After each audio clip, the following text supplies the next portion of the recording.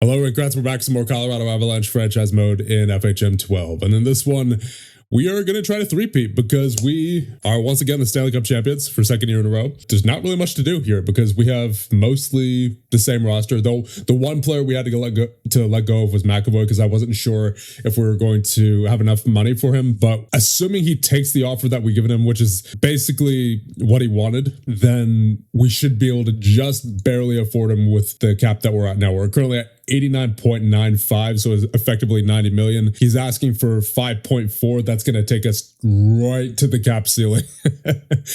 Barely any breathing room whatsoever. We're just going to see if McAvoy signs, but other than that, there's really not much else to do. We did have a coach retire on us. Davis Payne, our head coach who took us to 2 straight Stanley Cups, did in fact retire this past July 1st. We did need a new head coach, which is Marco Sturm. So I went ahead and hired him. He's got the offensive preference, balanced physical preference, aggressive line matching tendency. He does prefer veterans, which at this point, we have quite a few veterans on our team. So I would imagine that'll probably help. Unfortunately, I'm not sure how that's going to affect, guys like Vladimirov or Mielka, but for the most part, I think this will be a pretty good hiring because he's got most of the same strategies, I'm pretty sure anyway, that Davis Payne had. And unfortunately, I can't go back into his profile to check because it just takes me to Todd Reardon there. So we have a new head coach, and we actually had a very unfortunate streak of head coaches retiring on us because that's 3 coaches now. 3 head coaches over the course of 4 years have retired on us. First, it was Don Granato in 2029. He was with us for 2 years. Then it was Luke Richardson. He was only with us for 1 year. And then it was Davis Payne this past offseason, who, of course, won 2 Stanley Cups for us in 2 years. So that was an absolutely incredible run for him. So let's hope that Marco Sturm can do more or less the same. But once again, with that, I don't think there's anything else we can really do here, considering that assuming we get McAvoy, we're going to be right up against the cap ceiling. And I wanted to try to keep the cup winning roster together to see if we can three-peat. So let's just simulate ahead and see if McAvoy signs. Oh, McAvoy is trying to negotiate. So let's see what he wants. 5.7. That's going to take us... I think that might take us just over. I don't think we're going to be able to do that unless we move someone like Ball, but even then you're taking away another part of the defensive core of something that has worked for the past 2 seasons, right?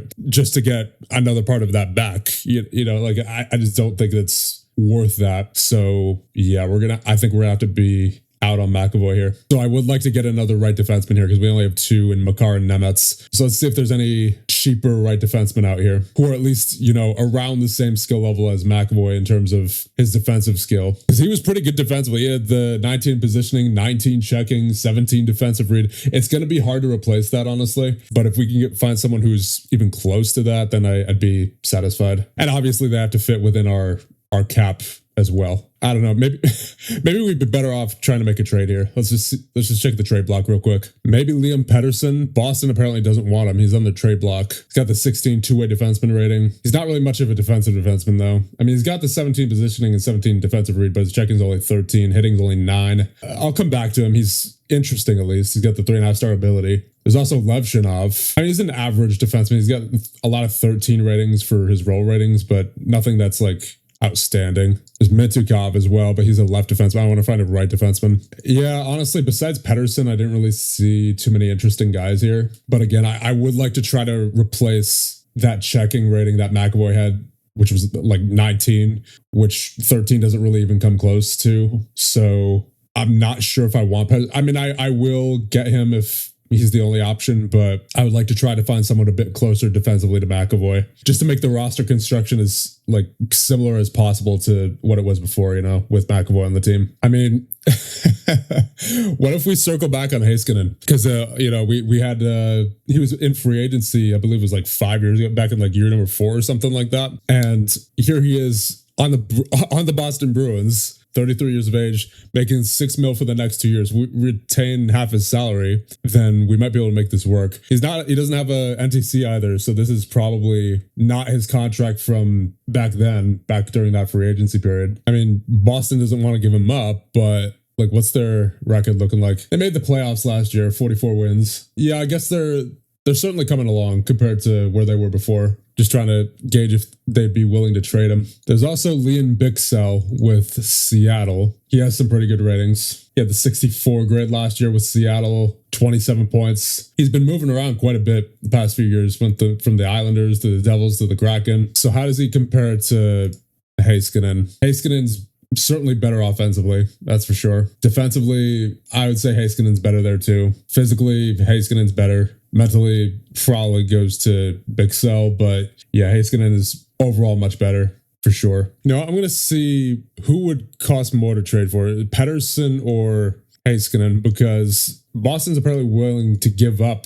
Pettersson, but he's got the higher ability, but he's not necessarily the one I want here. So I just want to see who has more value to them. So they want wingers. I don't think we really have the wingers to give them. Maybe I could give them Agren. Hardly likely. And then let's see about Heiskanen. Very likely. Okay, so the value that they place on Pettersson is much more than what they place on Heiskanen. So if I try to retain 50% of Heiskanen's cap, they will probably still accept. Okay, good. Could I sneak a pick in here maybe? No. Okay. That's fine. Honestly, I might do this. Agren straight up for Heiskanen at 50% of his salary retained. Because, Agren's still in our AHL, right? He's still in the system at 22 years of age. I don't think he's going to be getting the chance to move up. He could be good depth if we get an injury, right? But even still, we still have, we have Novikov. We have Danny Zhokin if we really need him. We have Albanese who we could call up, who actually is already at a 2.5-star talent. We have Spelkvist, 2.5-star talent, so yeah, I don't think Agren's going to be getting the chance. So yeah, just Agren for Heiskanen at 50% of his salary retained, offer trade. And now it's time for the draft lottery. The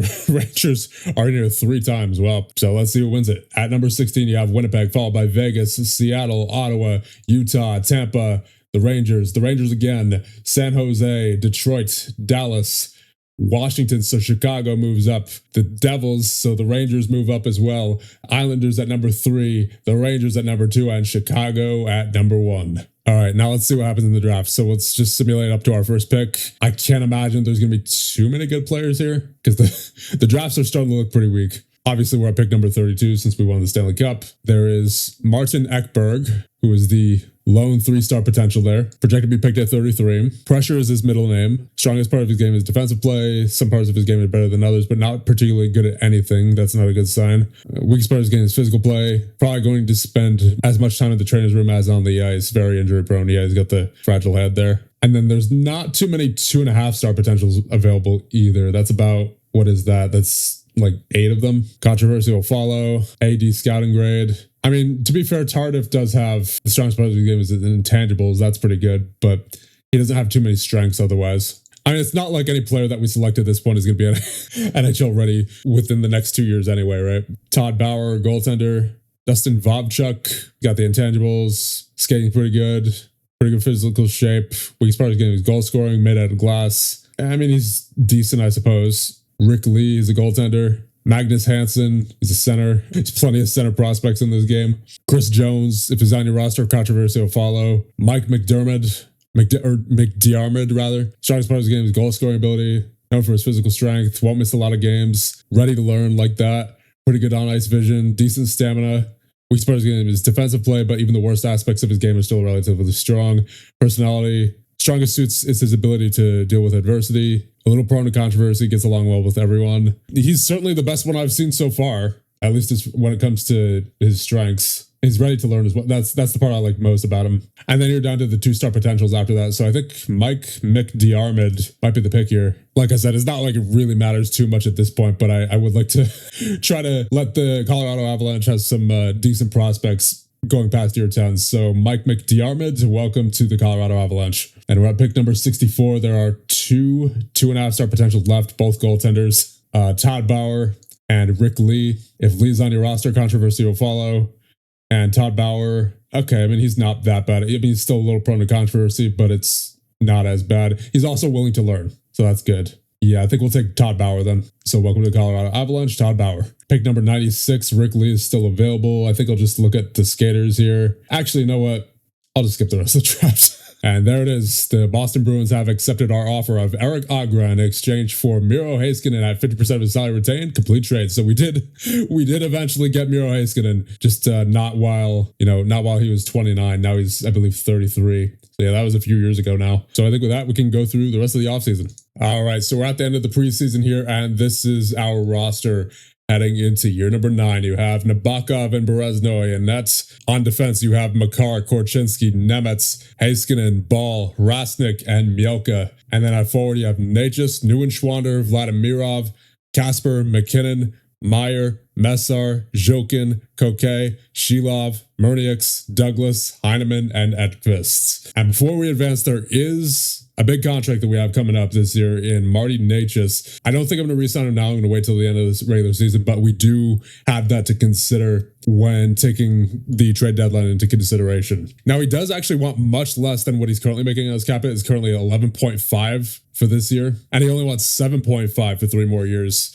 But I want to see how much he drops off between now and the end of the year, because he is 34. So I would imagine he's going to drop off at least a little bit and see if maybe that'll drop down a little bit more by the end of the season. So I think I'm going to leave him unextended for right now, but I will in all likelihood re-sign him. I mean, he's a key part of our team, so got to keep him around for as long as we can. And then Philip Messar as well. He was on a steal of a deal for what he brings, only 2.45. So I would have to imagine he's going to be asking for a lot more. Yeah, 5.7 for 3 years. Yeah, I would say this is probably going to be the last year with this roster, if I had to guess, just based off the salary cap. So unless everything goes horribly wrong, I think we're just going to simulate straight through to the end of the regular season in this one. So that said, let's get right to it. Oh boy, Messar out with an injury, 2-3 weeks. Ooh, Messar injured again. 1 to 2 weeks, okay. Ooh, okay, so this is interesting. Necas has increased his price to 9.5 now, but only for 1 year. So that's, you know what? That lines up perfectly. I mean, next year's year number 10 anyway, so sure. So why not? Let's go for it. I'll try to take him down a little bit more. I'll go for 8.5 to 1 year. 8.9. All right, 8.9 for 1 year. That's, you know what? That's pretty good for Necas. Korchinski out with a major injury, 3 to 4 months. He is done for this season. That is a big yikes. We're already in March 15th, so there's no going to trade for any replacement. That we're just gonna have to take what we have into the playoffs. All right, we have finished the regular season 48, 30, and 6, good enough for 102 points, and 3rd in the Central Division. So we have indeed clinched the playoffs, and we are 7th in the league. Now let's check the stats for the season. You have Kasper leading the way with 82 points and 40 goals. Neuenschwander in second with 73. Then you have Necas with 69. Vladimirov with 61. McKinnon with 57.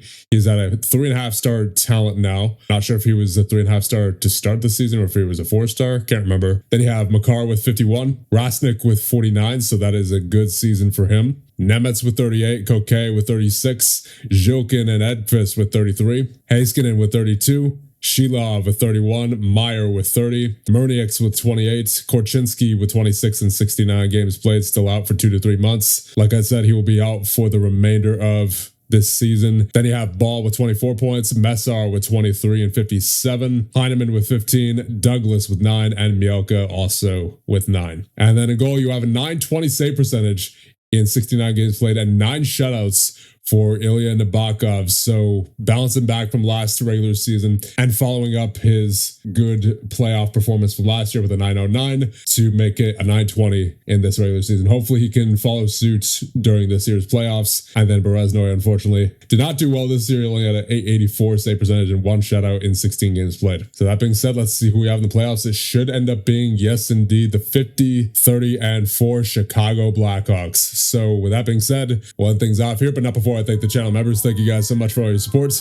and I'll see you guys in the next one.